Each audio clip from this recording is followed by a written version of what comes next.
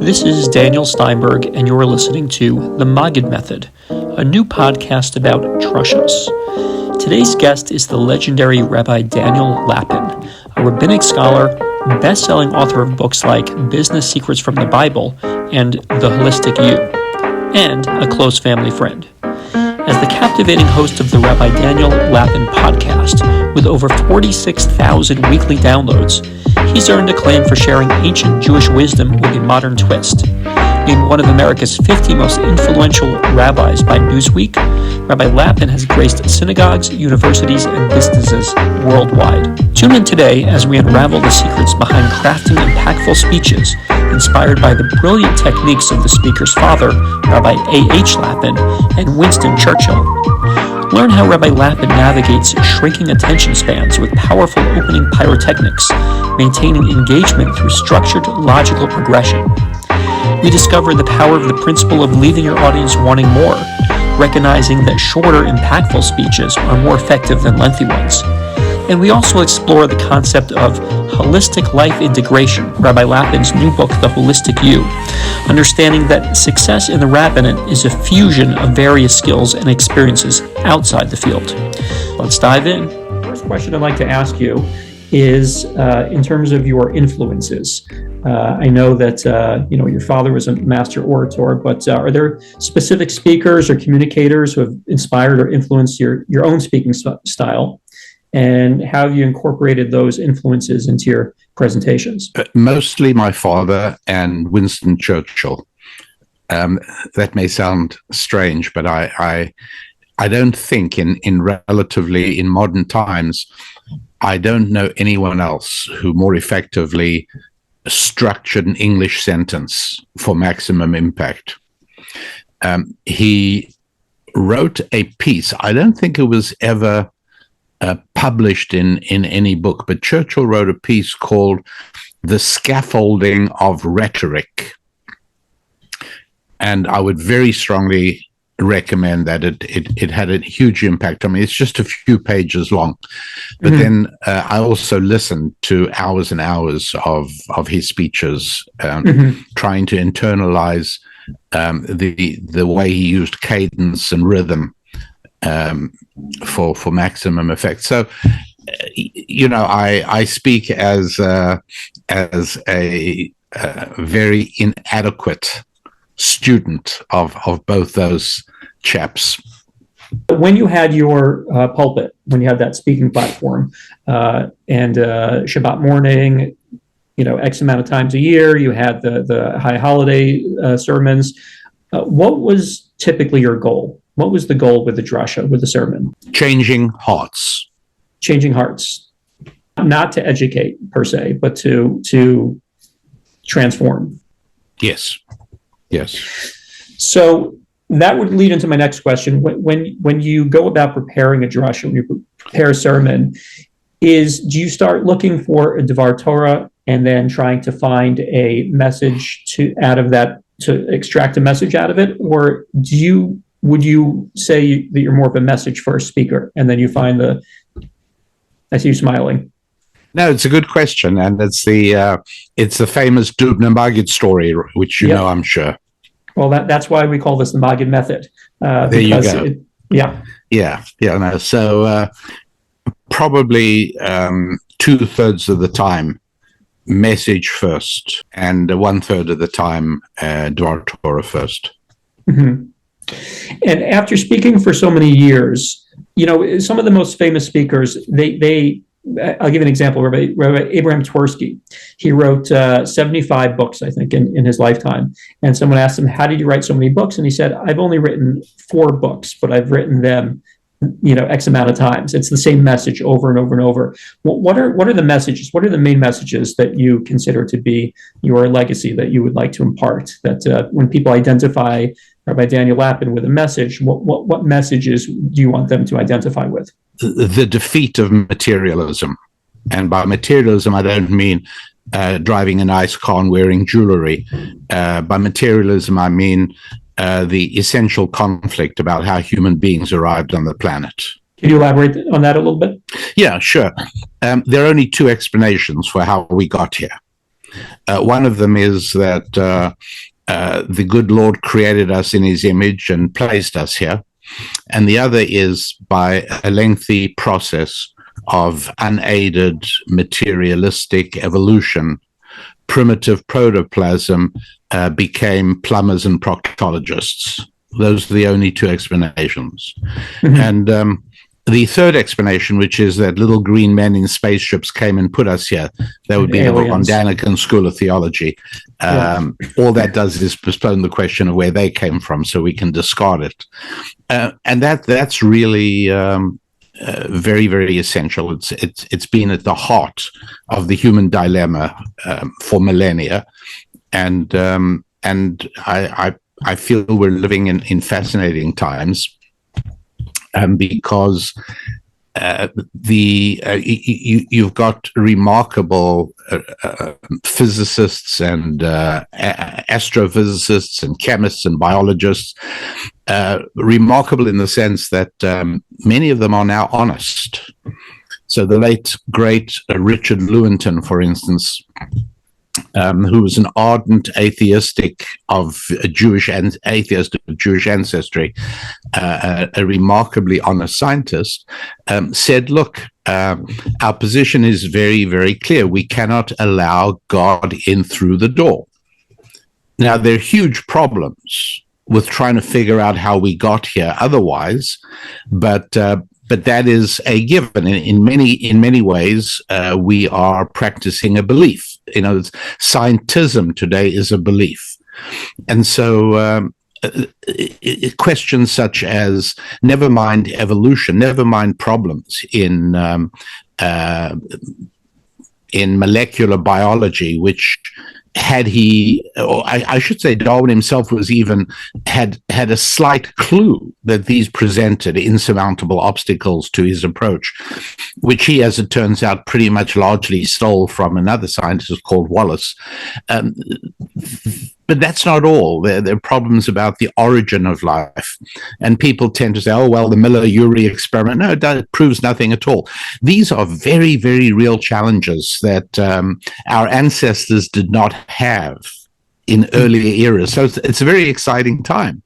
At this point, you can actually challenge the materialistic view of life without sounding like an ignorant fundamentalist.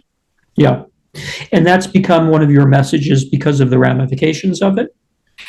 The ramifications, yes, exactly, are endless. I mean, it changes absolutely. I want to take a step back and talk about maybe how you've evolved over the years as a speaker. If you could go back and picture yourself as a young presenter, what has changed?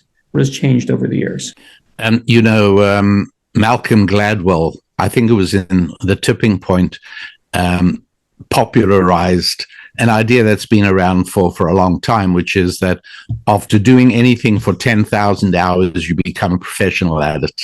Yeah. And I think there is a lot to be said for that.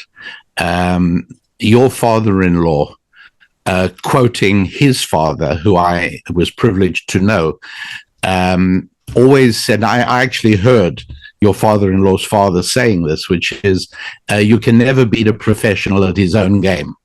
And it's so very true. And he meant it in specific context, but it's true generally. And so 10,000 hours of doing anything is a really, really important point, whether it's 9,500 or 10,000 or 11,000. But when you're up at that level of expertise, it really says it all. When you go to a doctor, you don't go because you know what medical school he went to, or you know where in his class he graduated, or for that matter, whether he went to medical school in the first place. You have no idea of any of these things when you go to a doctor. You go to a doctor chiefly because of the experience he's picked up since he left medical school. And if you find yourself with a gentle preference for an older doctor, all that's happening is that your instincts are recognizing that he has seen more than the younger doctor. That's all there is to it. So I think that I was conscious of when during my service in the rabbinate, I was conscious of when I hit the 10,000 hour point. And yes, I think it makes a difference. You ask, how was I personally different? I'm not sure. Your father-in-law would probably, he's known me for a long time. He'd probably give you a better answer on that. But certainly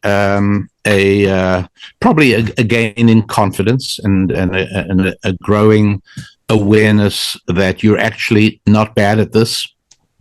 Yeah. Not to diminish the humility, but one can be humble and also aware of. There's a difference in the Jewish outlook. There's a very big difference between saying "I'm nothing," which is an incredible insult to our Creator. So I never say I'm nothing. I say, I've worked on myself for a few decades, not as good as I could be, but I am something. The thing is that it's not due to me. It's due to friends and students and teachers. That's the difference. So yes, when I felt I'd reached a level of proficiency in public speaking, it wasn't just me. I mean, I stuck at it and I kept on doing it, but I learned from, as I say, two of the best. Yeah. How would you manage attention spans today? Shrinking attention spans. How do you manage to handle that? Yeah.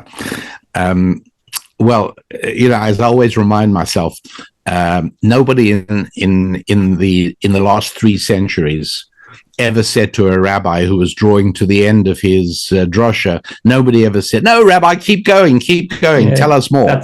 That's all. That's all you have to say. I think, that's pretty, I joke about the difference between speaking in shuls and speaking for Christian audiences, of which I do a great deal. Yeah. And there are several differences, but the main one is that when I arrive at a shul and I'm going to be the guest speaker and I'm going to be the visiting rabbi, when I sit down, the gabbai comes up to me and usually says, they told you that your speech is going to be about 13 minutes, right? And I say, yeah, they did. And then the president of the shul comes up and says, "Welcome to our shul. We're very happy you're here. By the way, did they mention that your speech should be about 12 minutes?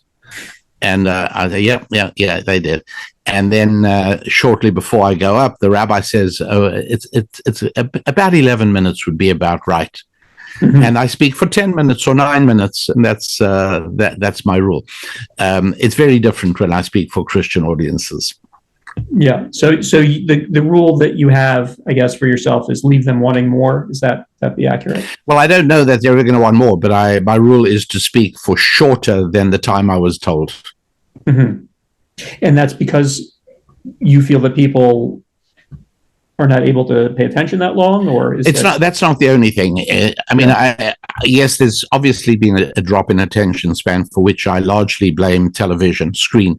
The rapid moving fast imagery where when I don't want to sound like a primitive relic, but I started as a rabbi in my shul in 1980. And I used to give 90-minute talks. My shul was 90 minutes without a break. And what's more, whatever it is, I was going to tell you, people really concentrated. I don't think that could be done. I don't think that could be done today. I don't think you could do that in the yeshiva today. I don't think shiurim generally go on like this. When I was in yeshiva, 2 hours easy, and you were expected to be able to remember everything you heard. So, and that took training, it took time. But yes, the attention span is less, and it's not just the attention span is less.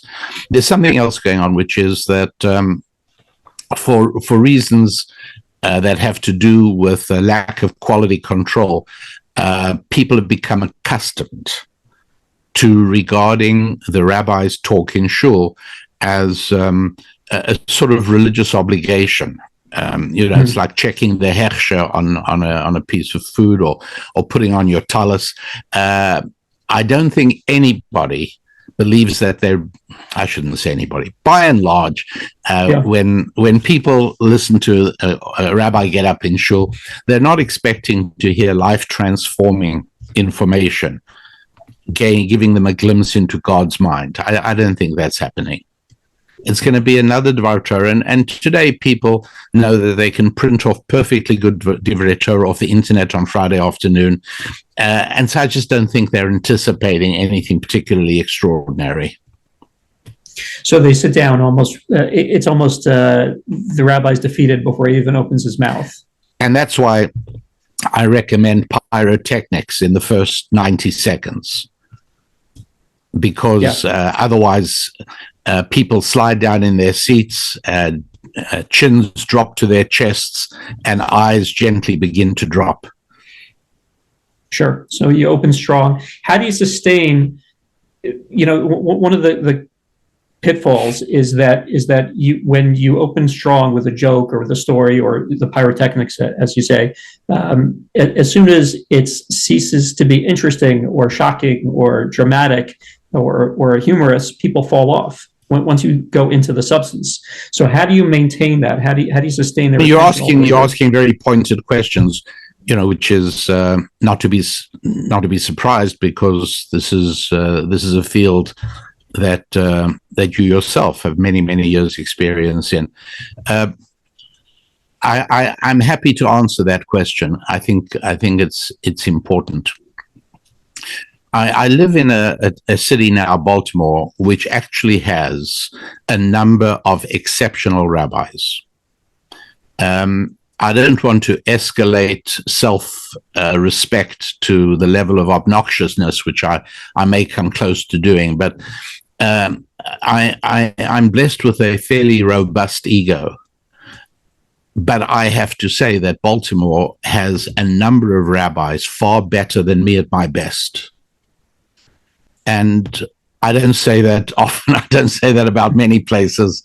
What I mean by that is that I make a point of being in certain shuls to hear certain rabbis speak. And the reason is exactly the point you're raising, which is that when I listen to a Rabbi Moshe Hauer, for instance, I don't believe I've ever heard him get up and give a rambling association of ideas or sort of free. His speeches are crafted the way I was taught to craft a speech. They are carefully structured verbal symphonies made up of 3 movements. An introduction, a body, and a conclusion. And each section is made up of stanzas which lead not only effortlessly and fluidly, but inevitably from one to the next, drawing you along. It's not easy, and it does take time. And not every rabbi understands that it is truly possible to fill your listeners with joy and delight at the music of your speech, how it draws you along to a conclusion. And one of the reasons we laugh at a well-told joke is for exactly that reason. The well-told joke draws you along to the punchline. And an excellent speech does exactly the same thing. We're not accustomed to hearing that in shuls, and so that's one of the reasons people do tend to drop off. But yes, start with a strong beginning. Obviously, what I think of as pyrotechnics, but then it's got to lead fluidly and logically and inevitably from step to step, without any groping and without any requirements to make great leaps of logic. People have to be walked along, and at the end of it all, there's a joy and a delight at where you've been brought and how you've been brought there. And you can see that in the audience. You can see as a member of the audience, you can watch people's response. They follow it. Oh, and as a speaker, you can tell. You can tell very quickly and very easily whether people are with you or they're looking at their watches. I will tell you this, that my wife and I were guests at an event at which about a half a dozen Republican nominees or contenders for the president in 2016 were gathered, and I don't have to tell you who they were, but I'll tell you who one was. His name was Donald Trump. Yeah. And we noticed and were alerted by a very astute political observer, said, you'll notice that the only speaker on which people do not take out their phones and fiddle with their phones was Donald Trump. And he went on to win that election. But that's exactly right. I mean, you could really tell. And he had the audience, nobody else did. Why do you think that is? For the reasons that I'm speaking about, although in his case, he never used notes and he never used a teleprompter. You had a sense that you were gaining a glimpse into his soul. And there's something thrilling about that. Right, whether you're agree or not. It's actually insulting to read your speech. Yeah. Basically, we may not say it to the speaker, but we're thinking to ourselves, we took the trouble to show up. We wish you would have. Yeah, absolutely. I want to leave a couple of moments for you to talk about your book. I have one last question, which is in terms of advice that you would give to a younger generation of rabbis, emerging rabbis, what would you, if you had one piece of advice to impart to them? Probably that don't think that there is any one thing that'll make your career a success. I don't think there is one. I don't think I could think of one thing. I think there's a big list of things, and that's how it is in life. You know, you mentioned my book, and I appreciate that. Thank you very much. The Holistic You, the Holistic You's full title is Integrating the 5 Essential Aspects of Your Life: your finances, your family, your faith, your physical fitness, and your friendships. And that's the same thing. You know, people say, well, you know, what's the one secret, the most important thing for a successful life? The most important thing is to know that there is no one most important thing. Mm-hmm. What's the one most important thing for a good marriage? To know that there isn't one most important thing. Mm-hmm. And I think the same thing is true. It would depend on where and when, and on the person and what kind of congregation. But there are a lot of aspects to it, and you know, I think acquiring expertise, unquestionable professional level expertise in one field totally outside Torah and outside the rabbinate, I would say today is really important, because your congregation is going to be made up of most likely competent people. Yeah. And there has to be some realization on their part that you've proven yourself in their world as well as in yours. Mm-hmm. I think that's important. So I think rabbis who had previous successful careers as lawyers or in business or whatever it was that they did are at a huge advantage today. And that's true for even in Haredi shuls or even Hasidic shuls. I know of a very effective Bobber Chassid who was a top-level Mercedes mechanic. Wow. And it imparts enormous credibility to him, and it's very, very useful for him. Sure. I'm so curious, we're almost out of time, but There's two types of speakers, and I would imagine maybe your father was one of the other sides, which is there's the speaker that shares of themselves, their personal side of themselves with the congregation, and then there's another side that is somewhat maybe above the congregation as their leader leads from in front as opposed to leading from the middle. What kind did you fancy yourself?